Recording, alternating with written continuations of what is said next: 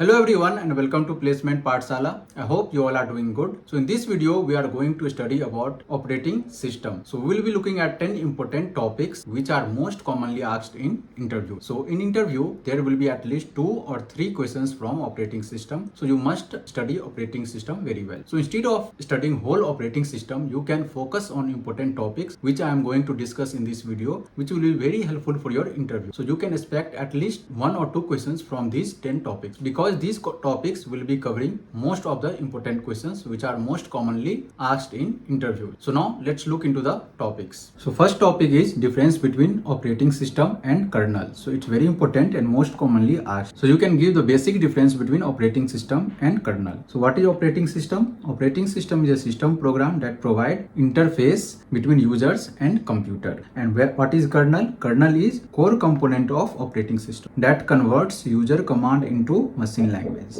and it acts as an interface between user and application hardware. So this is the key difference, and they can ask you like what is the different types of kernel. So you can tell monolithic and micro kernels. So this is the two different types of kernel. You don't have to give it the detail, only you can tell monolithic and microlithic kernel. So this is the two types of kernel. So this is the basic difference between operating system and kernel. So this is the first important topic. Next one is functions of operating system. Now they can ask you what are the important functions of operating system and why do we use operating system. So you can share at least 2 or 3 these at least 2 or 3 of these point. So first one is manage computer resource. This is very important. So operating system will manage computer resources, establish user interface, process and storage management, and security. So these are the 4 important functions of operating system. You can tell at least 2 or 3. Next and most important is scheduling algorithm. So in interview there can be 1 questions from scheduling algorithm. So this is very important topic, scheduling algorithm. So you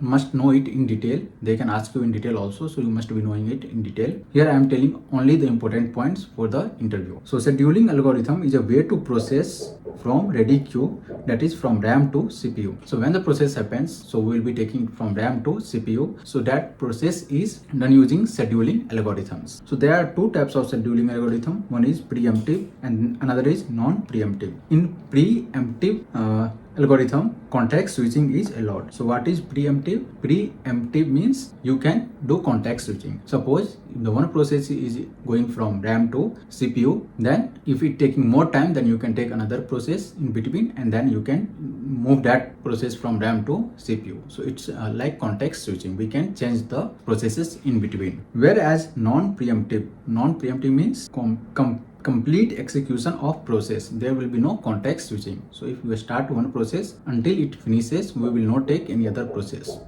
So that is the non-preemptive. So in preemptive and non-preemptive there are many important algorithms, scheduling algorithms like shortest remaining time first, SRTF, longest remaining time first, round robin. So in interview they can ask like shortest remaining time first, it comes under which algorithm? Is it preemptive or non-preemptive? So like these questions they can ask. Next is non-preemptive. In this first come first serve. This is very important. So they can ask you like tell about first come first serve algorithm, how it works. So you need to know it in detail. So working of first come first serve. Next is shortest job first, longest job first. So these are the important scheduling algorithms. Please go through these algorithms once again in detail, because in interview they can ask you various kind of questions from these algorithms. Next one is deadlock. So they can directly ask what is deadlock and what are the necessary conditions for deadlocks, when deadlock will happen. So definition of deadlock is if 2 or more processes are waiting for happening of some event which never happen, then we say the process are in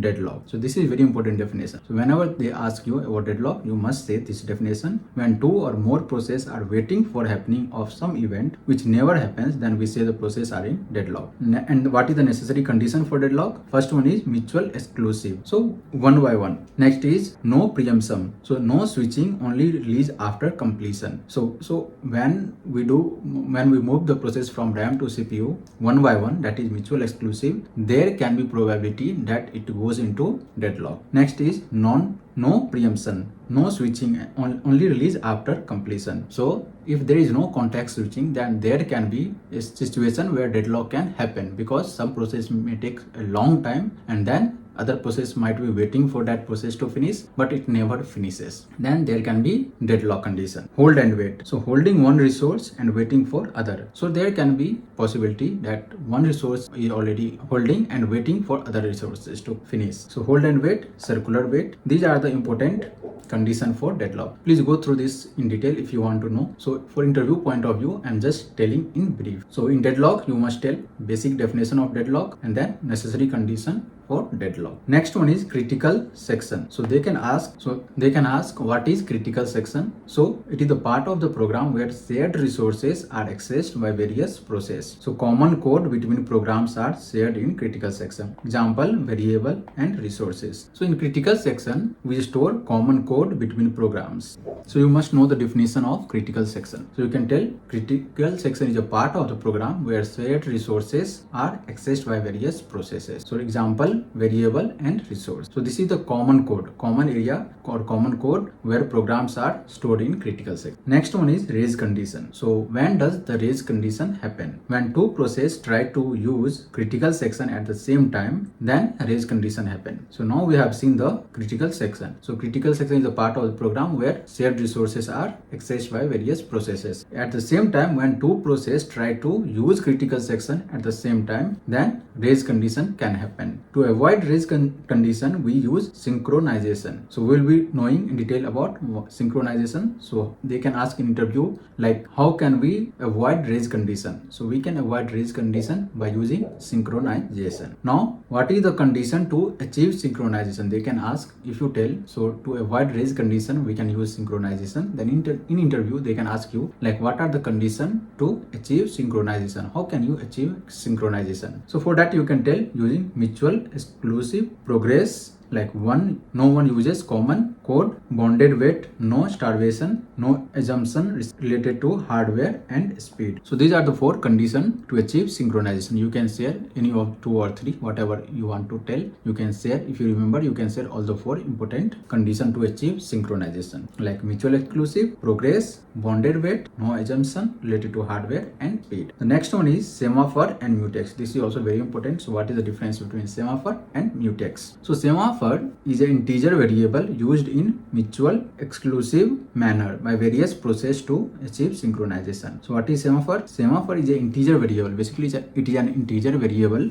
used in mutual exclusive manner by various processes to achieve synchronization. So it is of type, it can be of type 2 types, counting and binary. So in counting, the value can be from -infinity to infinity and binary can be from 0 to 1. This is very important. They can ask you about what are the 2 different type of semaphore and the range of the value where this varies. So you can tell counting lies between -infinity to +infinity and binary type of semaphore will be from 0 to 1. So in semaphore there is no ownership, whereas in mutex there will be ownership. So what is the mutex? So mutex object can only allow one thread to control section. Other thread have to wait until the first thread finishes. So in semaphore context switching will be there. Suppose, so in semaphore in control section multiple threads can go at a time, whereas in mutex object can allow only one thread to control section. Other thread have to wait until first thread finishes. So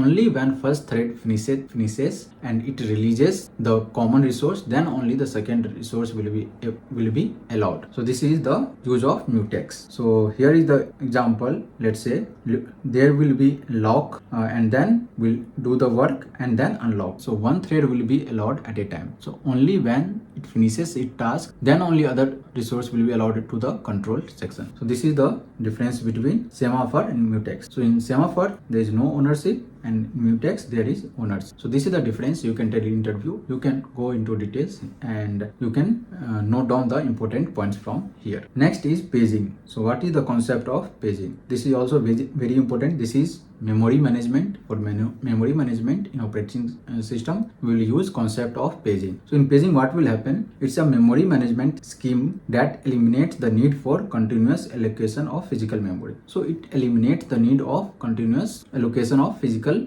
memory. So with the paging, we will reduce the memory space. So process is divided into equal size pages. Retrieve process from secondary memory to main memory in the form of paging. So we will be retrieving process from secondary memory to the main memory in the form of paging. It will reduce the memory and help in memory management. Next one is thrashing. So what is thrashing? They can ask in interview. This is important question. So thrashing, it is a state in which the CPU performs productive work less and swapping mode. This is very important. So when does this thrashing happen? When CPU perform productive work less and swapping mode. So CPU will be utilized in swapping, not in productive work. Then that state is called thrashing. So thrashing occurs when virtual memory resources are overused, leading to constant state of paging and page fault. So this is the important definition. So you must be knowing about thrashing. You can go into detail about the concept of thrashing. So I have shared only the important topics, and in brief I have given the points. You can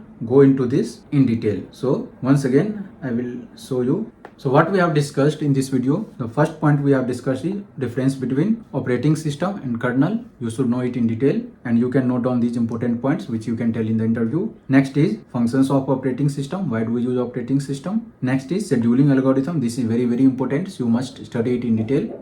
Here I have only given a brief important points. So go through this, what is preemptive, non-preemptive, and each of these types in detail. Next is deadlock and necessary condition for deadlock. So you should know the definition of deadlock and what are the necessary condition for deadlock. Next is critical section. What is critical section? You must know the definition. Next is race condition and condition to achieve synchronization. How we can avoid race condition and what are the condition to achieve synchronization. Next is semaphore and mutex. Difference between semaphore and mutex. This is very important. So you must know the difference and example of semaphore and mutex. Next, ninth one is paging. The concept of paging is very important, so you must be knowing it very well. Definition of paging. Why do we need paging? These kind of questions can be asked. Next is thrashing. So what is thrashing and why it is occurred? So you must know it in detail. So these are the 10 important topics for interview from operating system. So you must go through it very well, note down the important points and go through these topics in detail. So there can be various kind of questions from these 10 topics. So you must prepare it very well. So thank you for watching. I hope this video was helpful for you. Please make sure you like and subscribe to this channel.